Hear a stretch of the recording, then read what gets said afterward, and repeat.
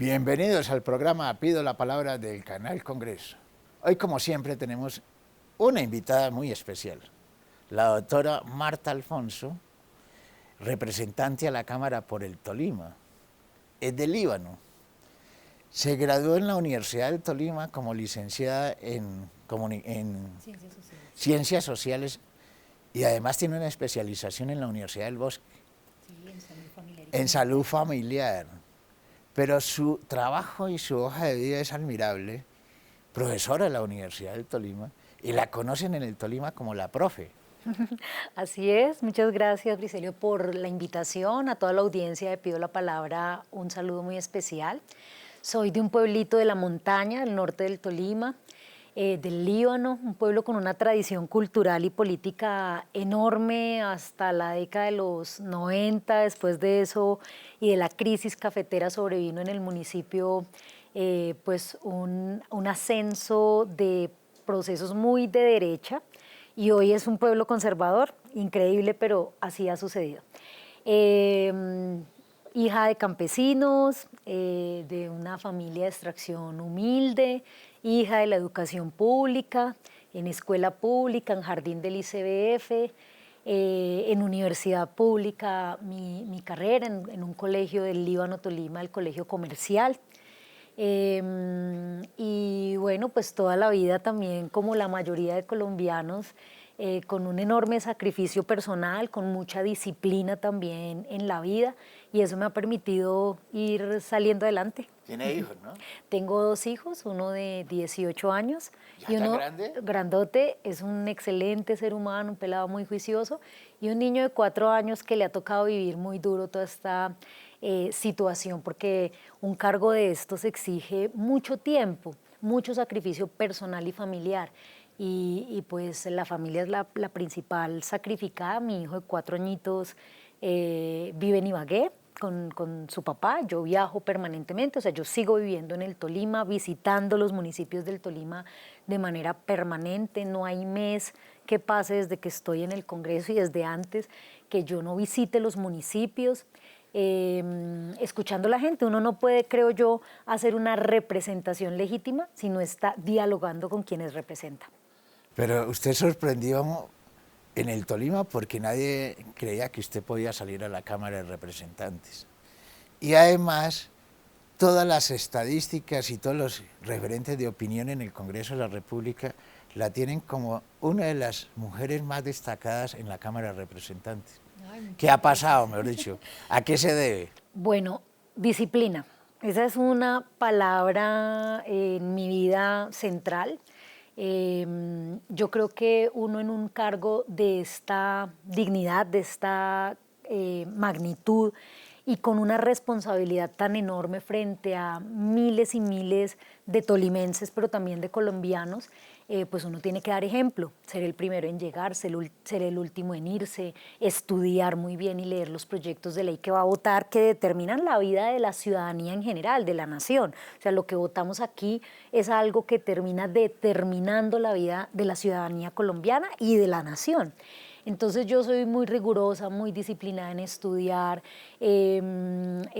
muy respetuosa también de los demás, de la escucha, de incluso de la oposición, que en medio de un debate como la reforma a la salud, pues me ha tocado sufrirlos de manera constante, pero siempre con el respeto. Entonces creo que eso va permitiendo que en un escenario en el que llegar tarde es normal, no estudiar los proyectos de ley es habitual, y respetarse los unos a los otros es como ya una cosa común. Creo que eso hace la diferencia y va permitiendo que haya una atención particular en la forma en que haces el trabajo. Bueno, pero lo que nos trae aquí al programa Pido la Palabra es precisamente la reforma a la salud, que usted es ponente, coordinadora ponente. Está dividido realmente la opinión en Colombia. El problema que ha tenido realmente el gobierno es que ha sido muy difícil que comunique bien el tema de casi todos los temas. Yo conozco el sistema de salud alemán, Y realmente la reforma que está proponiendo el gobierno es muy parecido al sistema de salud alemán. Y, no sé, y allá funciona perfecto. Y aquí no sé por qué han tenido tanta dificultad para decirle a los colombianos qué es lo que quiere el gobierno nacional con esta reforma a la salud. Bueno, primer punto.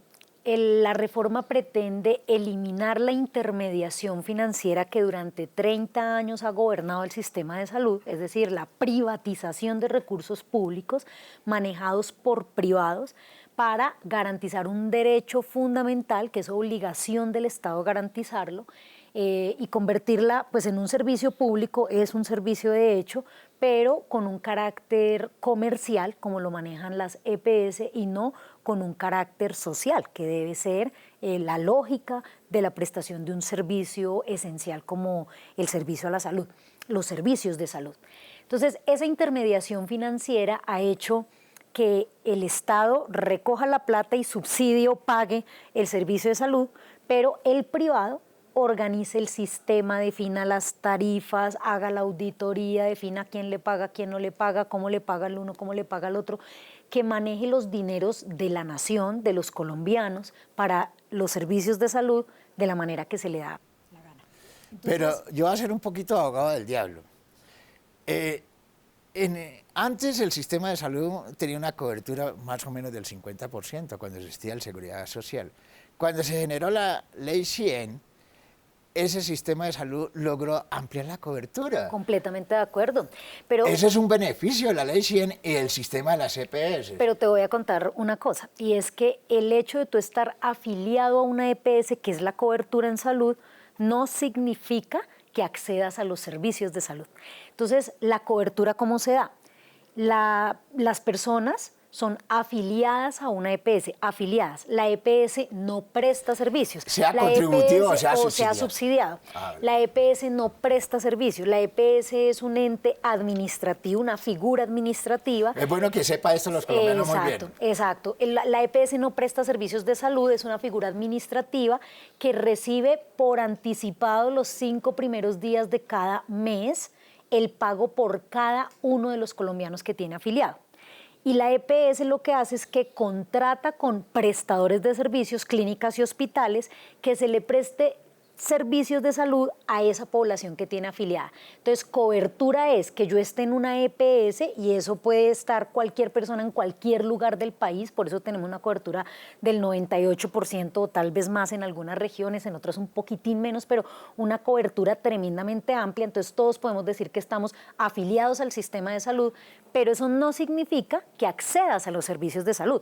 Un campesino en una vereda de lo más alto de la montaña del Tolima está afiliado a una EPS, pero no tiene en su circuito, en su geografía cercana, un lugar a donde acceder a servicios de salud. Y el único lugar en donde puede acceder es un hospital de primer nivel en su pueblo, en el casco urbano, que por lo general está quebrado porque las EPS no le transfieren a tiempo los pagos por servirle a sus afiliados, porque allá las EPS en las zonas más rurales, más dispersas, en los municipios pequeños, las EPS no construyen infraestructura hospitalaria como sí la construyen con nuestros recursos de la salud en las grandes ciudades. Eso ha llevado a que haya una inequidad en el sistema de salud muy tremenda, a que puedan acceder los de las ciudades, y eso, muchos de las ciudades tampoco pueden acceder fácilmente a los servicios de salud, y que en cambio en el campo, en los pueblos, no haya buenos servicios ni acceso. Doctora Marta Alfonso, perdón, vamos a unos mensajes institucionales. Ya regresamos aquí en el programa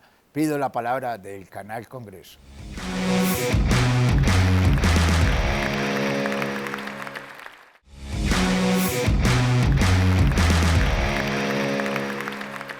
Regresamos al programa Pido la Palabra del Canal Congreso. Doctora Marta Alfonso, hay una figura que se llama control público, que se le hace a los privados que manejen recursos en el Congreso de la República. Y esto sucedió con Salucó hace como 10 años. Y el ejemplo de Salucó es que el presidente de Salucó está detenido y le ratificaron su condena. ¿Por qué el Congreso no ha hecho esto con los gerentes de las EPS? Porque lo que uno entiende, este año A las EPS el gobierno por anticipado le gira 81 billones de pesos, 81. Y en el presupuesto del próximo año quedó 96 billones de pesos. ¿Por qué no le hacen un control público a cada una de estas EPS? Porque definitivamente uno lo que observa ahí es que la plata se pierde. Hay un control público que hoy está en curso en Comisión Séptima, liderado por el representante Alfredo Mondragón y coayudado por varios representantes. Efectivamente es un mecanismo que permanentemente debe permitirnos hacer control de los recursos públicos, pero quiero decirte que durante 30 años el tema de la salud fue un tema absolutamente técnico, un tema, permítanme esta palabra, oscuro, que solamente se manejaba tras bambalinas por expertos, por tecnócratas, y nunca fue un tema de dominio ciudadano, de debate público. Creo que una de las principales victorias que ha tenido esta reforma, así no se haya aprobado todavía, es haber puesto sobre la agenda pública y en la agenda política del país entero el tema de la discusión sobre la salud, cómo se maneja. Nadie sabía, mira, yo tengo experiencias de profesionales de la salud contratados en hospitales, contratados en EPS, en las clínicas de las EPS, que les he preguntado, ¿tú sabes cómo se financia el sistema de salud? Y me dicen, no, no sé. Los mismos trabajadores de la salud, para ellos es un secreto cómo se manejan las finanzas. Para el país es un secreto cómo se maneja y se administra el recurso de la salud. 81 billones de pesos, como dice por ahí una exministra, rodando sin control alguno por el país. Entonces, yo creo que una de las cosas más importantes es que de hoy en adelante hay en la conciencia colectiva del país, en la opinión pública y en la clase política una superación de un velo político que tenían las EPS y que en adelante las vamos a seguir controlando. ¿Cómo se supera eso y cómo van a lograr que el pueblo tenga conciencia de esto? Porque lo que venden y la gente en la calle le dice a uno, pero ¿cómo van a quitar las EPS si la EPS mía funciona? Claro, porque la gente cree que la EPS es la que te da el servicio de salud. Es horrible, o sea, es una confusión absoluta por eso, porque se ha mantenido bajo un velo, bajo una cosa que no es transparente, que no es clara, que nunca se le ha explicado a la gente de manera abierta cómo funciona el sistema. Entonces, la gente cree que la EPS te regala la salud, cuando lo que tiene que saber la gente es que todo servicio de salud que garantiza o que facilita una EPS es pagado por anticipado con recursos públicos de la nación y de todos los colombianos. Bueno, pero pongamos el ejemplo de Sanitas con el tema de los medicamentos. Lo que dice el gobierno es que la plata la giran a Sanitas con antelación. Sin embargo, hay una discusión allí enorme con Cruz Verde por el tema de los medicamentos. Lo que se ha descubierto es que Sanitas lo que viene reclamando es una plata anterior. Sí, y de algo que se llama presupuestos máximos, que son presupuestos por fuera de lo que se les paga anticipado. Entonces, se les paga por anticipado los 5 primeros días de cada mes, una plata para que atiendan a sus afiliados, que pueden ser 5 millones de pesos. Sanitas le pasa a 5 millones de personas, perdón.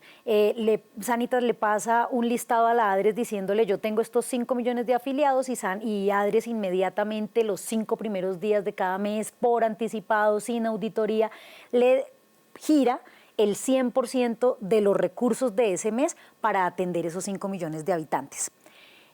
Pero si uno de esos habitantes consumió más de lo que está asignado, que se llama UPC, unidad de pago por cabeza o unidad de pago por capitación, si consumió más porque eso que consumió no está, un medicamento o un tratamiento, no estaba en el plan de beneficios básico o en el plan obligatorio de salud, antes se llamaba así, eso que se consume por fuera de ese plan básico tiene que pagarse aparte, se lo paga el Estado adicional a la EPS. Pero eso pasa por un proceso, y ese proceso es que yo tengo que demostrar que no estaba en el plan básico, que sí lo necesitaba, que sí se cobró lo que era, y entonces eso pasa por unas auditorías, y una vez esa auditoría es reconocida y dice sí está todo bajo control, todo está bien, el Ministerio de Hacienda gira la plata para que ADRES le pague esos presupuestos máximos. Muchos de esos procesos de presupuestos máximos están en conflicto, mire, por eso no se han pagado. La gente, ¿qué dice la gente en la calle? Hablemos en español. ¿qué es lo que le han vendido a la gente? No, es que viene otra vez, la salud va a quedar en manos totalmente del Estado y ya tenemos la experiencia de lo de seguro social, que eso fue un fracaso. Y todo lo que llega al Estado es corrupción y es politiquería y ahí se pierde todo. Pero lo que ha llegado a manos de las EPS, ¿acaso no ha tenido politiquería, no ha tenido corrupción? 150 EPS en 30 años, de las cuales se han quebrado 130, 125. Y O sea, que en este momento hay 25 EPS. 25 EPS y solamente como 5 o 6 cumplen con los requisitos para manejar plata pública de la salud. ¿Sí? Bueno. Y las que se han quebrado, que se les pagó por anticipado los servicios de salud de los colombianos, las que se quebraron se perdieron con la platica, le dejaron las deudas a los hospitales y a las clínicas privadas, que han sido las verdaderas aseguradoras financieras del sistema de salud, porque eso nadie lo paga, se quiebran los hospitales, se quiebran las clínicas privadas y no pasa nada. Lo otro que dice la gente en la calle, es que a mí mi EPS funciona, y cómo así que van a acabar con todas las EPS y con todo el tema privado. No se acaban. Realmente lo que pasa es que cambia su función. Las EPS se van a mantener ahora bajo un nombre que los mismos partidos pidieron, que es Gestoras de Salud y Vida, porque van a tener un papel de gestión. Se reconoce todo el aprendizaje que han tenido durante 30 años. Durante 30 años han aprendido mucho de auditoría médica, de organización de paquetes de servicios, de programas de atención, de tarifas. Y esa experiencia se reconoce y se les va a pagar por un trabajo de auditoría. Entonces, para que quede claro, las EPS no desaparecen y cambian de nombre. Cambian de nombre y digamos que ya no van a manejar la plata de la salud, de los servicios de salud, sino que van a tener un papel administrativo y de gestión dentro del sistema de salud para garantizar la auditoría, el tránsito o flujo de un paciente que es remitido de una IPS a otra, de un nivel de complejidad a mayor complejidad, entre otras funciones dentro del sistema. Bueno, y otra cosa que dicen es lo siguiente: vamos a tener con la reforma un sistema de salud que en Bogotá medio funciona igual que el de Chocó o en La Guajira. Esa es la idea. Precisamente lo que pretende la reforma es superar las brechas de inequidad que hay en el sistema de salud.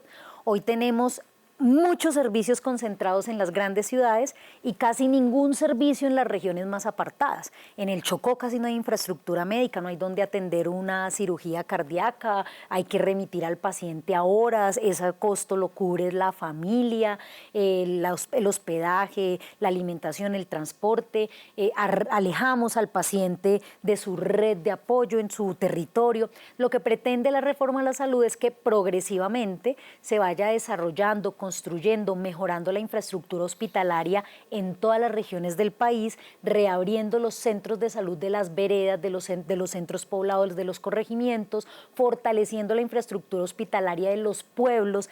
Cambia, por ejemplo, esto es importantísimo en la reforma.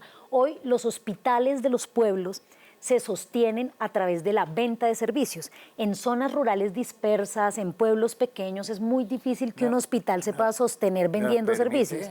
Vamos a unos mensajes institucionales, ya regresamos aquí en el programa Pido la Palabra del Canal Congreso.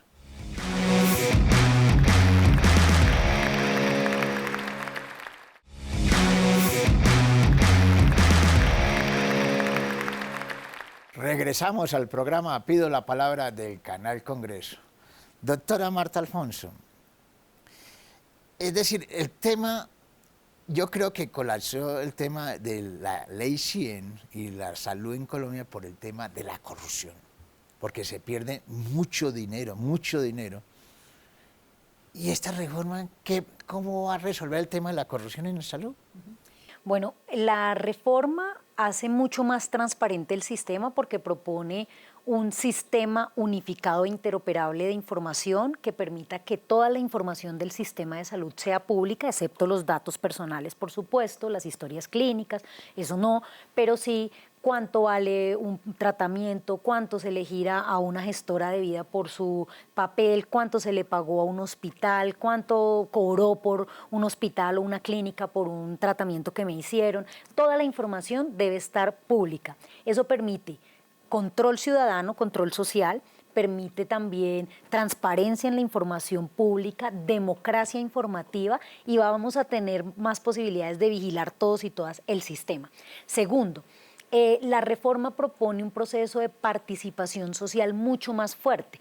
La ciudadanía puede participar en las juntas de los hospitales, de los centros de atención primaria, se fortalecen espacios de participación como el... Y eso no se vuelve una politiquería, porque lo que dicen las EPS es que ellos, los políticos, van y tocan la puerta de ellos cada vez que hay campañas políticas. Y no es peor esta vez. Y muy seguramente las EPS han financiado campañas políticas a lo largo de estos 30 años y muy seguramente hacen lobby aquí en el Congreso y con recursos públicos de la salud. Entonces yo por eso digo, ¿cuál diferencia hay entonces en la corrupción? Que la una es privada y que la otra es pública. Por supuesto, la reforma propone cantidad de mecanismos, fortalece la superintendencia de salud para que tenga más mecanismos de inspección, vigilancia y control. Fortalece, por ejemplo, antier hubo un debate muy tremendo porque la reforma propone que la definición de los gerentes de hospitales tenga un contrapeso del nivel nacional, que el Ministerio de Salud pueda intervenir en ese proceso de selección a partir de criterios de competencias, capacidades reales que tenga una persona, que eso lo mida una universidad, la función pública, y que con eso se arme una lista de elegibles que se le entrega al gobernador o al alcalde. Desde la Constitución de 1991, los alcaldes y gobernadores ya eligen los gerentes de los hospitales, pero los eligen a dedo. Lo que propone la reforma es precisamente que haya un contrapeso, una participación de otros actores de la institucionalidad nacional tratando de regular para que haya, pues eso, un contrapeso. Entonces, yo creo que la reforma propone más mecanismos de transparencia, de control público y de control social y de control también legal al sistema de salud y por tanto pues difiero mucho de quienes dicen que es una reforma que antes va a beneficiar la corrupción. Creo que es todo lo contrario. Bueno, a un tema que es crucial, los trabajadores de la salud, ¿en qué se benefician con la reforma? No, total, esa es una de las políticas más bonitas de la reforma porque los pone en un lugar central diciendo, primero que todo, los trabajadores de la salud deben hacer parte de un régimen especial, los de las instituciones de salud del Estado deben hacer parte de un régimen especial. Segundo, prioriza que cualquier recurso que vaya para el sistema de salud garantice el pago salarial de los trabajadores de la salud, que son además la base de la prestación de servicios. Si no hay trabajadores de la salud, pues no hay prestación de servicios. Entonces ellos son la base. Tercero, actualiza... O sea, un médico que uno va a una EPS y le ponen en un médico general y el médico general lo atiende a uno 10 minutos o 15 y sigue atendiendo y le ponen una cantidad de gente a la que atiende exacto, diario. Eso cambiaría porque vamos a tener un centro de atención primaria en salud que tiene asignado un equipo territorial de salud que hace control, planeación, mantenimiento y seguimiento de la salud de todo un territorio asignado a ese centro de atención primaria. Eso significa que ese equipo territorial de salud no solamente va a trabajar dentro del centro de salud, sino que va a visitar las familias en sus casas. Los que tienen prioridades en salud serán visitados periódicamente, los que no seguramente una vez al año. ¿Salud a su hogar? Algo similar a lo que sucedió con Salud a su casa en Bogotá. Ese equipo territorial se encarga de gestionar, articular, inducir la demanda del usuario en su casa al centro de salud. Eso va a significar que vamos a tener una relación mucho más directa con el médico, con la enfermera, con el equipo territorial de salud, que se va a humanizar la atención, que es lo que la Ley 100 obligó a que se deshumanizara, cada vez le pone más carga al médico tratante o al médico general de que atienda en una hora 4 pacientes, por eso es que ni te miran a la cara, ni te escuchan, sino que es una cosa fría que realmente no garantiza una conexión entre el médico y el paciente, que es una relación fundamental para poder garantizar un buen diagnóstico. Es una reforma... Pero recapitulemos. A ver, la reforma, ¿qué va a hacer con los 53 millones de colombianos? Primero, va a lograr llegar a todos los municipios de Colombia y a toda la población dispersa colombiana? Completamente sí. O sea, Ese se van a es el crear corazón. centros de salud en todos los veredas y corregimientos. Pues en todos los veredas y corregimientos no, porque tampoco se haría insostenible, pero sí en los centros poblados seguramente se van a tratar de recuperar los centros de salud de las veredas que existieron y que están cerrados. La idea es que cada uno de esos centros de atención tengan una población asignada. Entonces, esa población asignada, lo que sí es cierto es que no puede tener a más de 40 minutos ese centro de atención. ¿Qué otro beneficio trae la reforma a la salud para los colombianos? Política de talento humano, que eso significa que va a haber mayor oferta de formación en talento humano. Hoy hay una especie de monopolio de las especialidades que solamente se dictan en algunas universidades con muy pocos cupos, con muy altos costos, y entonces tenemos muchas dificultades para que los médicos O sea, una persona accedan. que quiere estudiar medicina es imposible que entre En muchas facultades. Entonces se va a flexibilizar para que haya mayor oferta. Para que haya mayor oferta de especialidades, y eso supera un grave problema que tiene el país de déficit de médicos, enfermeras y especialistas. ¿Qué más tiene la reforma a la salud que pueda beneficiar a los colombianos? Una política de ciencia, tecnología e innovación que va a permitir que Colombia recupere su soberanía sanitaria, que produzca vacunas, que produzca medicamentos, tecnologías en salud, y eso va a garantizar que haya también mayor acceso a servicios. Obviamente eso no va a ser de un día para otro, eso es progresivo. Se va a beneficiar el pueblo colombiano en que va a haber más oferta de servicios y con mejor calidad en todos los municipios del país, más cerca el servicio, mejor calidad. ¿Por qué? Porque se va a garantizar el giro directo al prestador de servicios, y eso significa que el hospital, la clínica, va a tener flujo de caja para mejorar su infraestructura, dotar su hospital, pagarle a sus trabajadores, y eso va a garantizar mejores condiciones de atención. Oiga, doctora, nos acabó el tiempo muy rápido, pero dele un mensaje muy positivo a los colombianos,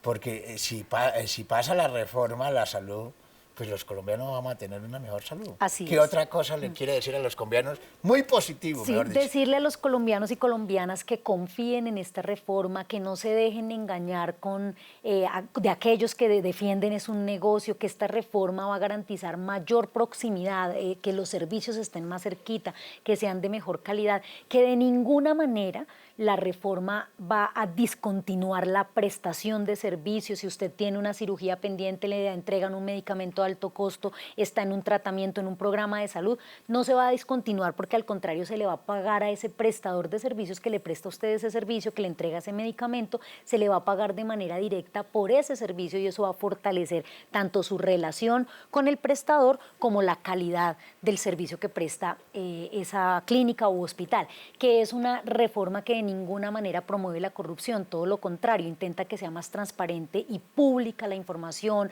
el manejo de los recursos de la salud, que si tenemos mejor salud, que si el Estado colombiano recupera el cuidado de la salud de los colombianos, creo que va a haber también más condiciones para la paz. Un Estado que dice cuido a mis ciudadanos es un Estado que dice la vida es central, fundamental, y por tanto todos empezaremos a valorarla y respetarla de mejor manera. Mil gracias por estar aquí en el programa Pido la Palabra del Canal Congreso. Bien, muchas gracias. Mil gracias a todos ustedes por estar aquí en el programa Pido la Palabra del Canal Congreso.